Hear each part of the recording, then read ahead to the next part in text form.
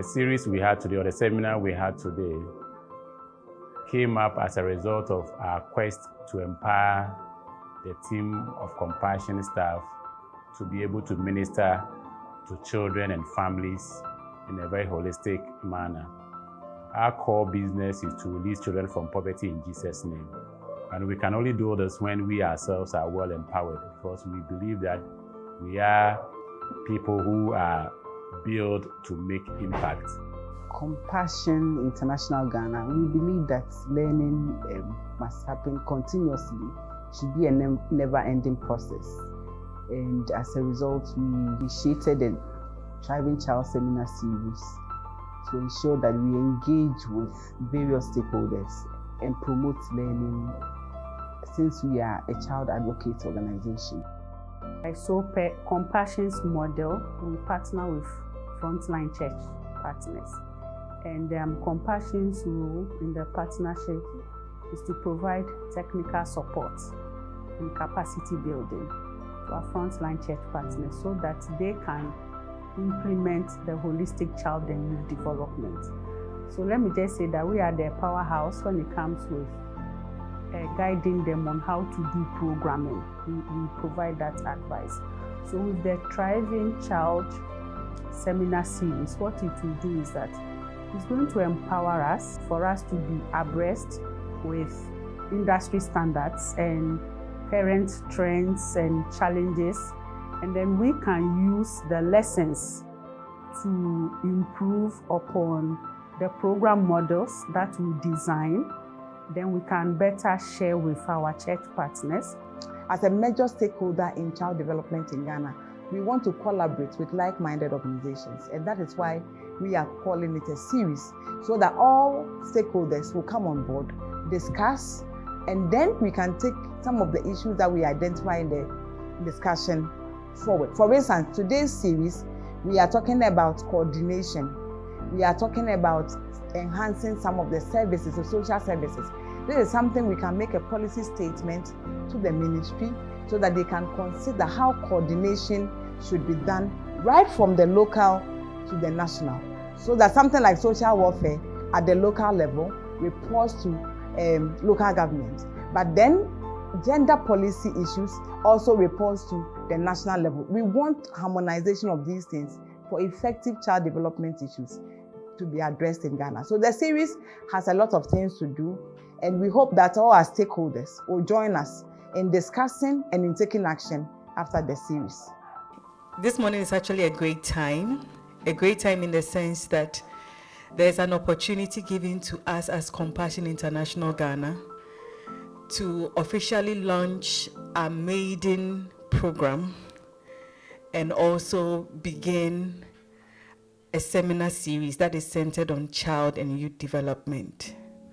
Today marks a significant milestone in our journey towards forging a brighter and more welcoming future for our children as we launch the Maiden edition of the Thriving Child Seminar Series. As the leader of this organization, I carry a profound commitment to the well-being of our children, and each day serves as a reminder of the immense responsibility we bear in safeguarding their rights, nurturing their potential, and ensuring their protection under the law. The theme of our endeavor resonates deeply with our shared values and aspirations: policy framework on children, the law, and practice. This theme sums up our unwavering dedication to fostering a society where every child is not merely observed, but genuinely heard. A society where their dreams are nurtured and their vulnerabilities are shielded from harm. Over the course of an 18-year operational span, Compassion International Ghana has emerged as a staunch advocate for the comprehensive development of children and youth in Ghana. Our efforts have yielded profound transformations in the lives of our participants, church partners, and their respective communities. While this achievement is commendable, we firmly believe that a collective effort from stakeholders can enable us to reach even more children and replicate this transformation throughout our society. This new initiative harbors multiple objectives. Primarily, it seeks to promote learning and develop among our staff, equipping them to better serve the interest of children. This endeavor is encapsulated in our motto, "Be equipped to equip." The motto is, "Be equipped to equip." The motto is, "Be equipped to equip." With my expectation, as a child advocate, it's important that we know the policy or the policies that govern child advocacy, especially in Ghana, because we belong to a country. So my expectation here is to understand what the policy says about child advocacy, and then how I can contribute as an individual, or how we can contribute as an organization in making sure that what the policy says is actually materialized. Yeah, thank you. I really want to know the real relationship between the policy and practice. And so the policy exists, and then, like you cited, an incident in Adisada happened. How is the policy applied in educating over that matter? So is it the case that the policy is strictly applied, or there are situations where it's circumvented? Thank you. Wow, another big English, circumvented. The topic given to me to handle this morning is a very loaded one, and I'll try as much as possible to touch on certain areas that will open our minds to the issues that relates to children. And I know that working in this field, you are not new to issues of children. There are policies that you are aware of that we would emphasize or we will talk about. There are issues that you have witnessed, you have read about, you've also more or less handled. So probably you have a fair idea of what we are about to do. And then I'll talk about the Children's Act, I'll talk about the principles of welfare, the focus of policy and guidelines. I'll also look at the Juvenile Justice Act, Child and Family Policy, the Child Justice Administration Policy, the models that are in there.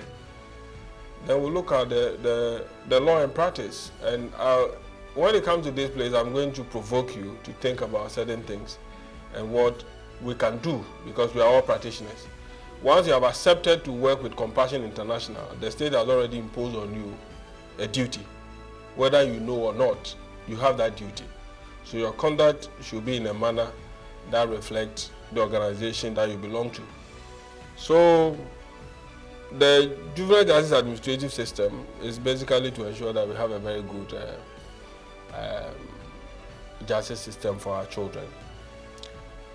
So I will briefly talk about some services that our legal framework provides and what we've been able to do. So we'll look at health, we'll look at education, we'll look at child protection, and then we'll look at participation. We know that children's rights are human rights that are specifically unique to children, right? Under 18 years of age. These rights are recognized in international conventions, regional instruments, national constitutions, in child laws, and in policies in nation states. So if you're looking for things around children that have been recognized, not that they didn't have them, but have been recognized, you find them in instruments, in conventions, in treaties, in all kinds of documents, plenty across the globe. But there are the general ones that cover what we do with children. If you arrange these 4 principles, survival is the basics. What do you need to survive? Food, water, shelter, clean hand, sanitation, yes. Then when it comes to development, yes, like what? Education, okay, leisure, yes.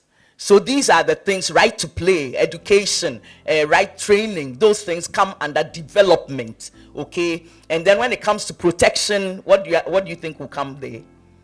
free from abuse, exploitation, trafficking, all of those things, how to adopt, they come under the protection principles. And then participation, pardon? Oh, okay, let's put it there too, it's not bad. But participation, yes, usually right to be heard. Okay, your opinions, to share your opinions, freedom of thought, religion, yes. The responsibilities of children, which you won't find so clearly in the CRC. Okay, so if children, we are doing this for you, you have rights and all of that. What are your responsibilities towards your own family, towards other people, towards your communities? So it's in the African Charter. So we know how to do a good work. It's a very comprehensive charter, and when you have time, go through it and let it become part of what, your education and so on. So someone is asking that, first of all, acknowledging you for your insightful presentation, and the question is now marrying the welfare principle of welfare child and the rights of a child, especially to health. What do you think about the recent development in this country where children who require some form of surgical care are paraded on the street, soliciting for funds without regard for the dignity of these vulnerable children? And again, about the challenge you mentioned about the reintegration of juveniles from corrective homes. In your experience, what do you think we are not doing well with their transition? For those medical issues, those who use children to beg, I have made a strong statement on that it should be stopped. And if not, we will take action in respect to that. But the whole thing is that a system must prevent it. That is basically what it is. As an NGO, I cannot go on the street to tell them that they should stop. A system must prevent that. For justice, for integration, is a very serious issue. It's if a child commits offense, and a child goes through the correctional centers, it's very difficult to integrate them. Very, very difficult. Society don't want to. I know a parent who came to, I was at the ministry's police station. A parent came and said, oh, we're giving his child to the police because he doesn't want the child in the house. So imagine that even if you rehabilitate this child, and send the child back to society, do you think such a child will be accepted? Because the first person that must accept the child is a parent. So if they refuse, what will happen? So there are difficulties in the system, but I think that there are so many approaches that we can use to pursue some of these things to be established properly, so that at least we can protect our children. I just want to know whether the Children's Act can be amended. I think it's time. There are a lot of gaps. And what are you doing? Who are those responsible? Who are supposed to do this? It's been amended, actually. It's been revised, the Children's Act.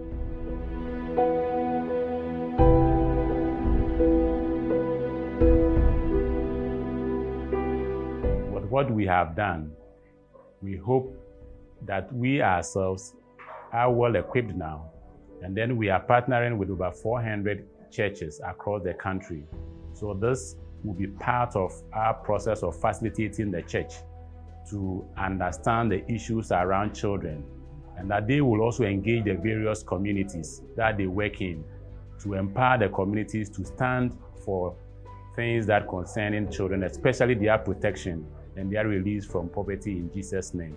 Most of the issues have a lot of legal implications and all that. So this is one of the objectives why we set up the Thriving Child Seminar Series. The two guest speakers, they focus on the legal aspects of holistic child and youth development. So there are other aspects as well that goes into growth and development of children. So we pick them one at a time.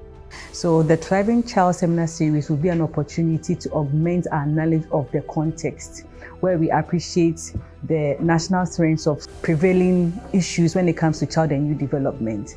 And we look forward to a seminar series where staff would now have what it takes to be able to make meaningful decisions of the findings that we make from our field engagement, and also provide solution-oriented approaches or intervention to address those challenges that we face within our context. Our next series, we are going to look at developmental milestones of children and holism. Okay, children should be developed holistically, but along the milestones, we get some children not being developed properly. There are some defects in child development. And in Ghana, we've looked at those children as non-normal. We've labeled them as children who are cannot capable of doing anything. Compassion, we want to speak for those children. They're disabled in terms of their development. They have been disabled, they're blind. They have also the autistic child. These are children that in the stream of child development have been not properly developed due to a defect, but they are still useful to society. And so our holism approach would be looking at some of these children and what to do for them.